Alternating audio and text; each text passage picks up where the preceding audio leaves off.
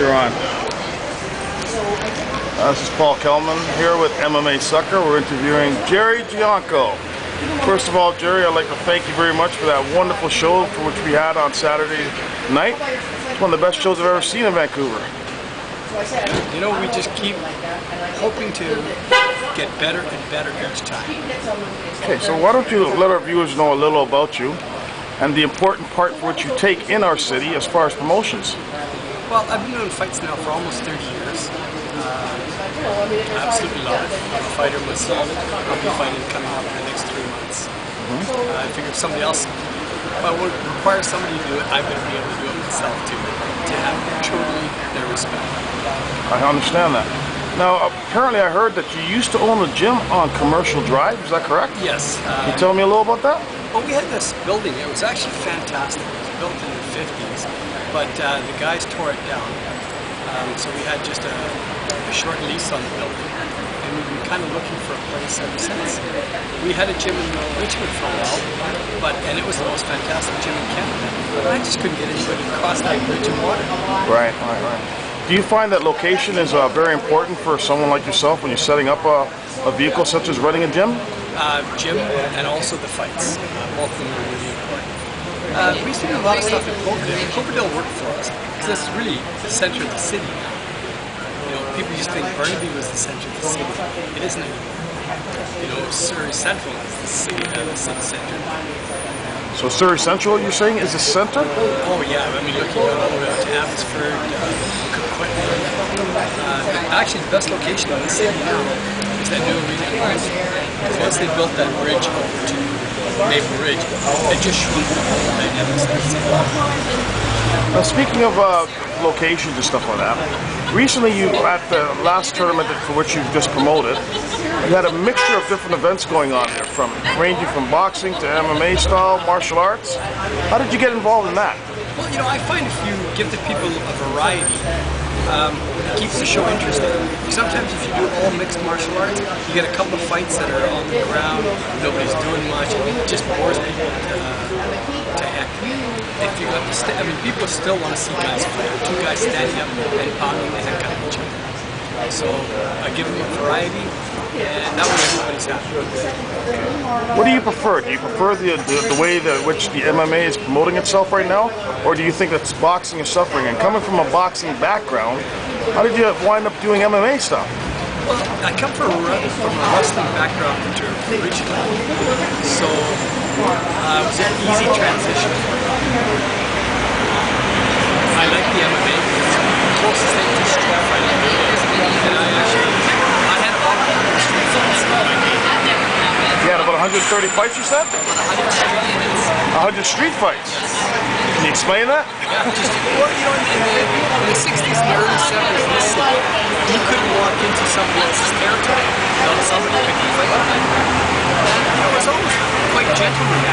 Like you'd square off, you'd pound out, right, 1-1, and you know, half the time you'd end up being friends with the guy for life. Was that your case? It was gentlemanly. It was like sport fighting. Yeah, it was. You know, nobody got killed, nobody got stabbed. Hey, excuse me, buddy, bring that paper back. Yours? It's mine. Thanks. Sorry. I guess you didn't know who you were, Jerry.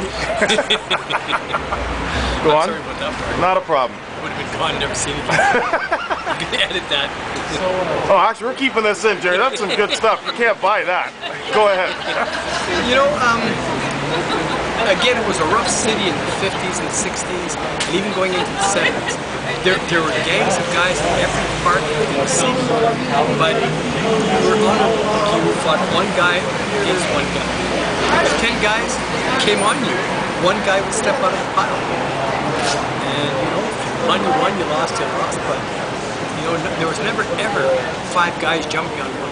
It was just unheard of. It was interesting that you mentioned the word gang. What I did notice at the last fights, which I found very, very strange and uncomfortable at one period on Saturday, was when I saw the gang squad come in there to the fights. Is that a normal occurrence that happens?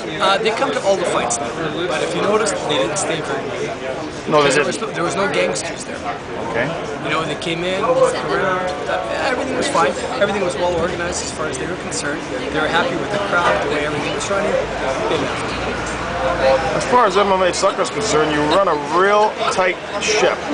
How is it that you're able to do such a good thing like that? And you're bringing something that the city definitely wants right now. We need this sort of stuff. What it is, I have a really good crew. A couple of people have been with me for years. A couple of new ones that have jumped on board. It's all gelling very well together. And they're the ones that actually make me look good. Well, you look I fantastic. can't take all the credit. I'd love to, but... Any shout-outs? Not really. You know, Josh Johnson, who expected him to win, and he lost, and he even said his head wasn't in the fight. That's a good point. Now, speaking of head not in the fight, how do you feel with the UFC coming here in June? Well, it's going to open up a whole new market, and I think that's great for the city. Hopefully everything goes well, and the city says, well, you know, that's not so bad. Yeah, okay, we'll let it go. There's a lot of council members right now that just don't like it, and they're going to do everything they can to try and disrupt this whole thing. But if nothing happens, and it turns out to be a fantastic event, they can't say anything about it, and we'll be allowed to do more events. So what is the difference in licensing between your events, which is basically the same show as a lower end version of the UFC than the UFC? Well, what we do is we run as an amateur, okay, and we don't have as many strict requirements as they do. The UFC probably spent $100,000 in extra costs just for different medicals and all sorts of other things. Where do you find yourself 5 years from now? I'm hopefully still doing this, but hopefully I'll be doing this internationally. You know, I speak Italian. I'd like to do some shows in Rome, probably Milan, Paris, London. You know, cities like Tokyo that you just couldn't walk into that city. But those other European cities, they seem to be quite open right now. Are these amateur shows or professional? I would like to do full professional. Are you professional? And I would always like to do a mixture of boxing and kickboxing. I don't like just MMA. Do you feel that that's a better way of promoting yourself, or? You know what? What it is for me, it's all about the fans. You know, my patrons are the most important thing. If they're not happy, they're not coming down. We have people that have been coming here since the mid-80s, and I just bend over backwards to make sure that what they want is what I give them. And you seem to give it well. One last question before we leave here.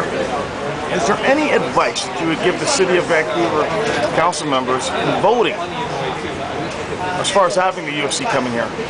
Well, you know, right now, you know, we're a huge metropolitan city now. You know, we've got to have a variety of things. It isn't all about the upper end. Like at one time, the East End had a really big voting power in the city. And they've lost it over the last 20 years. But, you know, it wouldn't take much to rally some troops, I guess. And if we have to, let's change some of these guys. You know, it's got to be a city for everybody. One last thing. When is your next promotion? Because I've got to have some tickets for that. Yeah, it's a fantastic job. That's going to be July 17th. July 17th? I'm going to have my last fight. I'm going to fight on it. I'm going to fight Alan Day from North Vancouver. He fought Saturday night. He actually won that fight. He had a spectacular win. And at the end of the fight, I challenged him. He accepted, so away we go. So it's on. It's on. All right, this is MMA Sucker with Jerry Gianco, one of the best promoters in the city of Vancouver. It was nice talking to you, Jerry. Thank you very much.